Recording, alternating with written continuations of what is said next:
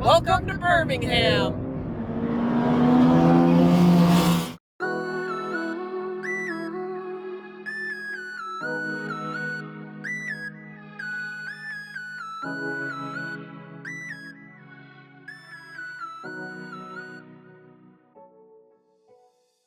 Last week, we explored Alabama's capital city of Montgomery. We visited the state capitol, learned a lot about the history of Montgomery, and we were moved by the Legacy Museum, the Freedom Monument Sculpture Park, and the National Monument for Peace and Justice. This week, we are heading to Birmingham, Alabama's largest city. We stayed at Oak Mountain State Park, just 30 minutes south of downtown Birmingham. This state park ended up being a little expensive after taxes and fees, but the sites were nice and had full hookups, and this park was so large and had so much to do. The campground has 2 loops, and we stayed in Loop B. There is an office with a store when you first enter the campground. Loop B also had a large bathhouse with private bathroom shower combos and a laundry room as well. There are several tent sites that come with parking and a level tent pad throughout the campground. There were also a few very nice ADA RV sites as well as an ADA accessible group campsite. A dog park and a playground are available near the campground entrance as well. Oak Mountain State Park has something for everyone. There are several trails here, mostly longer trails that you can hike the entirety of or go as far as you want to. There are a couple of lakes in the park, and we even saw some water skiing obstacles in Oak Mountain Lake. There are several pavilions and picnic areas available for day use. If you are into archery or want to play a round of golf, Oak Mountain State Park has got you covered. This state park is also very bike-friendly with bike lanes on both sides of the main park road, as well as mountain bike trails and even a BMX park. This state park has so much to offer and is perfect for outdoor enthusiasts. One of the shorter trails that this state park has is the Treetop Nature Trail, which includes boardwalks around several different raptor enclosures, as well as a dirt hiking trail. The boardwalk trail is very nice, and there is also a small ADA parking lot and boardwalk entrance for those who are unable to use the stairs. The bird enclosures each house 2 birds who are unable to survive in the wild, and include great horned owls, black vultures, barn owls, and turkey vultures, including this rare albino vulture named Princess. There were also barred owls and red-tailed hawks, who appeared to have an egg.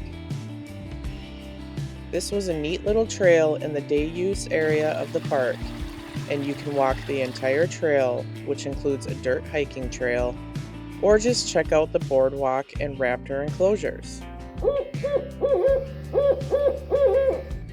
At the end of the day-use area of the park is an old, narrow road that curves its way up to the top of the mountain. Once at the top, there is an overlook and a couple of trails. We kept driving to the end of the road, where there is a parking lot and a couple of trailheads, including the white trail that leads to the Peavine Falls Trail. We're hiking to Peavine Falls in Oak Mountain State Park. The white trail portion was a dirt trail that sloped down to the Peavine Falls trailhead. The trail to the falls is very steep and rocky, and there is a rock outcropping halfway down with a view of the falls from above. The rest of the steep trail leads to the falls, where we got some excellent views.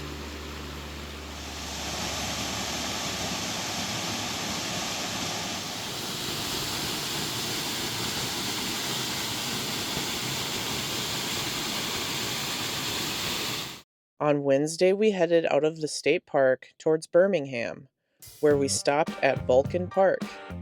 This park is the home of the 56-foot-tall cast iron statue of Vulcan, the Roman god of metalwork and forge. This statue of Vulcan was built for the 1904 World's Fair in St. Louis to showcase Birmingham's industrial might, and it is the world's largest cast iron statue. It was cast by local foundry workers using iron ore mined from Red Mountain, where Vulcan Park now sits.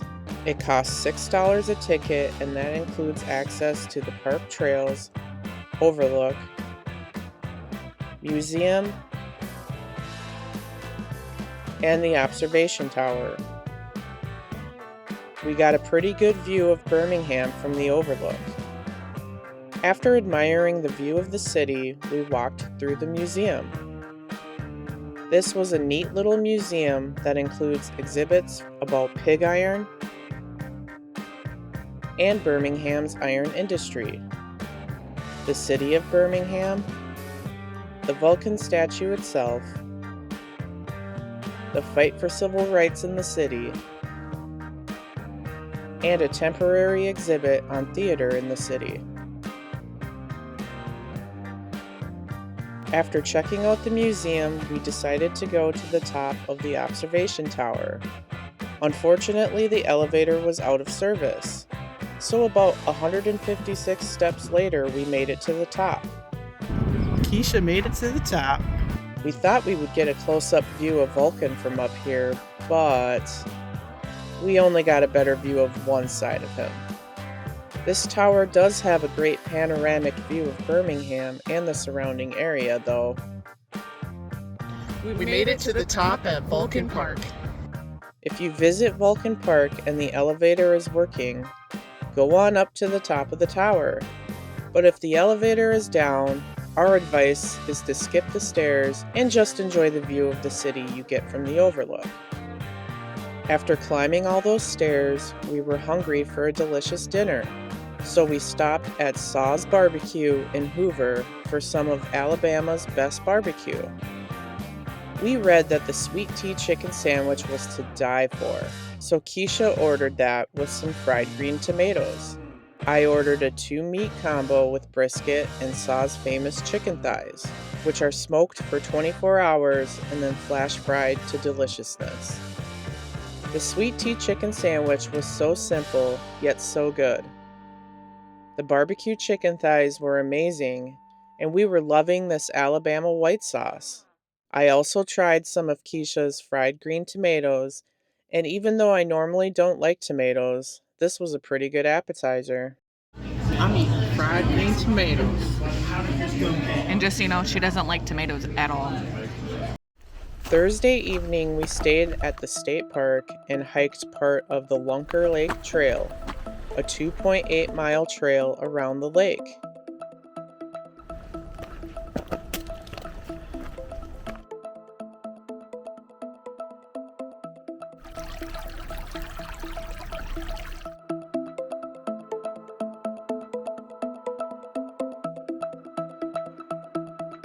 On Friday, we decided to conquer the state park's North Trail to King's Chair, a cool rock outcropping on top of the mountain. We made it about halfway up before we turned around. There were a lot of ups and downs on this trail, and we just weren't really feeling it that day. Maybe we'll climb up a mountain another day. On Saturday, we cooked up some pancakes and bacon for breakfast and drove into Birmingham. We visited Sloss Furnaces, a former iron blast furnace and a National Historic Landmark. There is a visitor center with a small museum and a free self-guided tour through the giant blast furnace facility. In the visitor center, there are some metal sculptures on display, as well as some tools and artifacts from Sloss, and some history on Birmingham and the facility. In the 19th century, it was found that the Birmingham area had an abundance of iron ore, limestone, and coal, the 3 main ingredients for making iron. This led to an industrial boom in Birmingham. By the 1890s, there were 19 iron blast furnaces in Jefferson County. James W. Sloss founded the Sloss Furnace Company in 1880.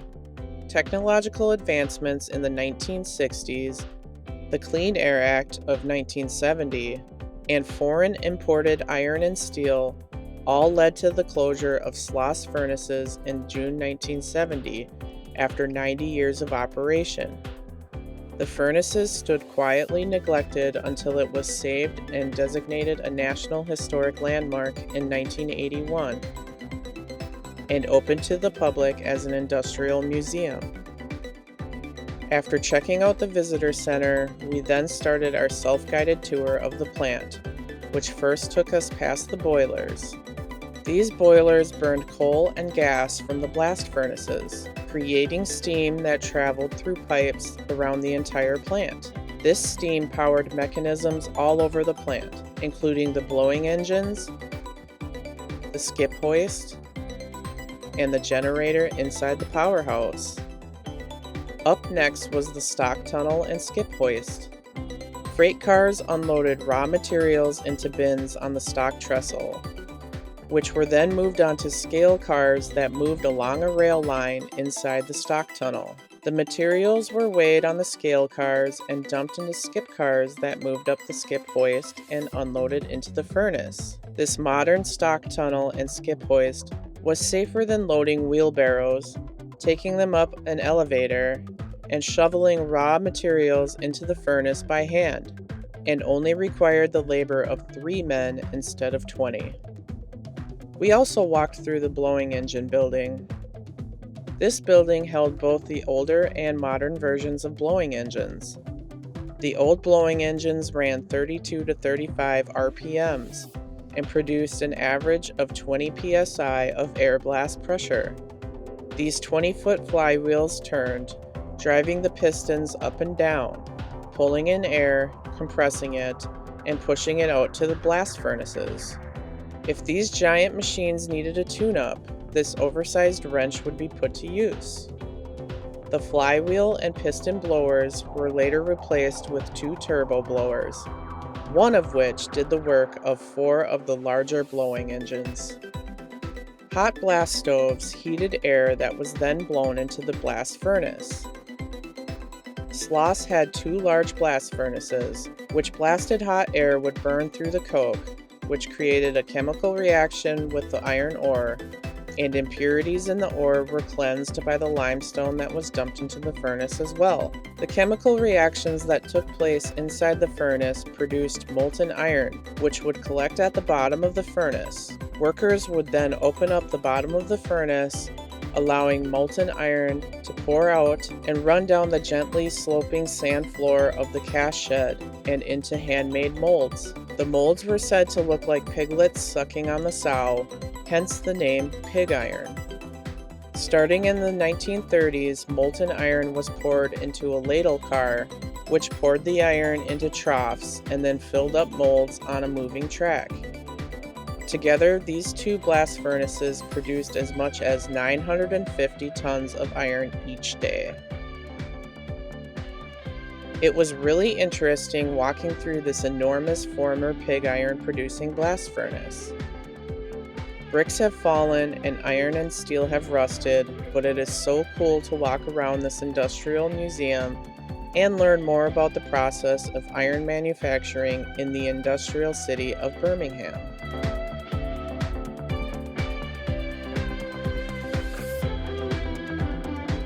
Sloss is also used as a concert venue, a haunted house during Halloween, and it is used by students interested in creating metal art.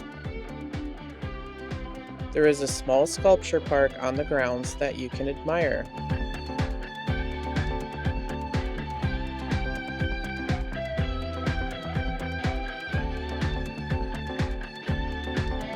After walking through Sloss Furnaces, we stopped for lunch across the street at Back 40 Brewing.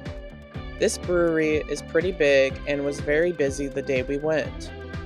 But we read that this place had the best burgers in Birmingham. So we waited in line a while to order at the bar and ended up ordering 2 Back 40 cheeseburgers and a couple of Naked Pig pale ales. The beer was pretty good, but the cheeseburgers, holy cow, were they delicious. The burger and fries were both perfectly cooked and salted. We came in hoping to have a tasty cheeseburger, but I think the Back 40 cheeseburger is going down as one of the best burgers we've ever had. After lunch, we drove to Barber Motorsports Park.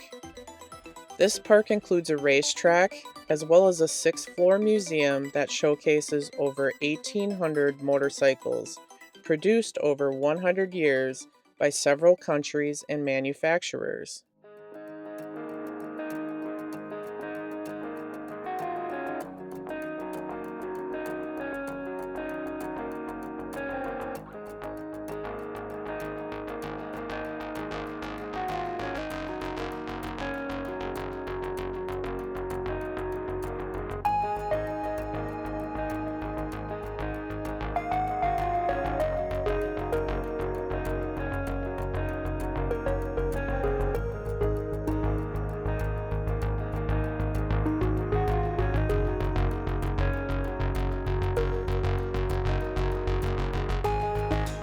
This museum houses the world's largest collection of motorcycles.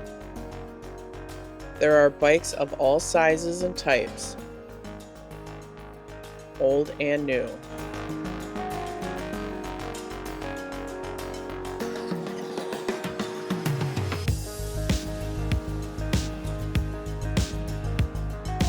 There's drag bikes, dirt bikes,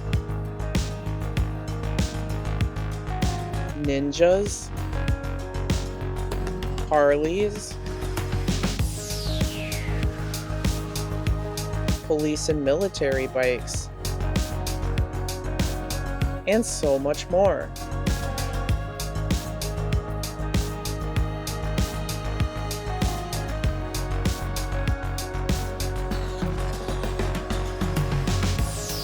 Even if you know nothing about motorcycles, you will find something here that catches your eye.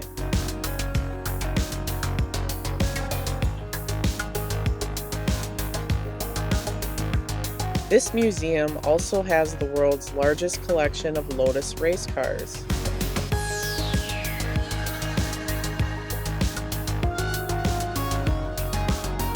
There are also collections of all sorts of items, including other race cars, boat motors,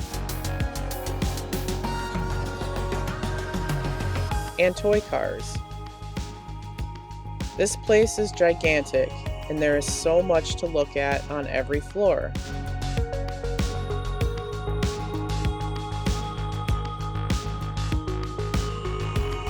While walking through the museum, we were able to watch the cars racing around the track through the windows.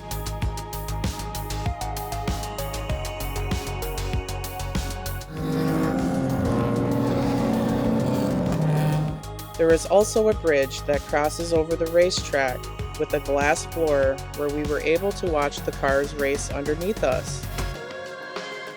The entire place was so cool.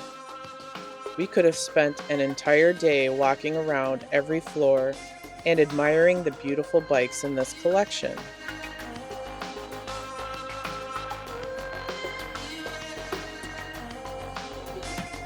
We loved spending a week in the Birmingham area. Oak Mountain State Park had a great campground to stay at, plenty of hiking trails, and so much to do. Birmingham has some excellent food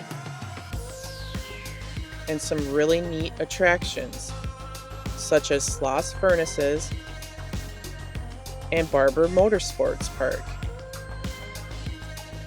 This week was a great addition to a wonderful trip so far, and we can't wait to explore more as we wander America. Hope you enjoyed!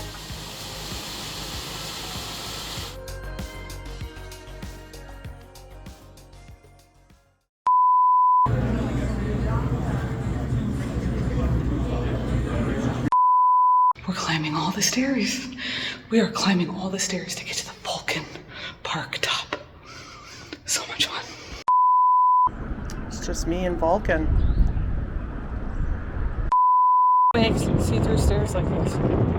Stupid. Nice booty. We made it to the top at Vulcan Park. And we absolutely hate There's Vulcan. There's Vulcan on top of me, above me. I don't know.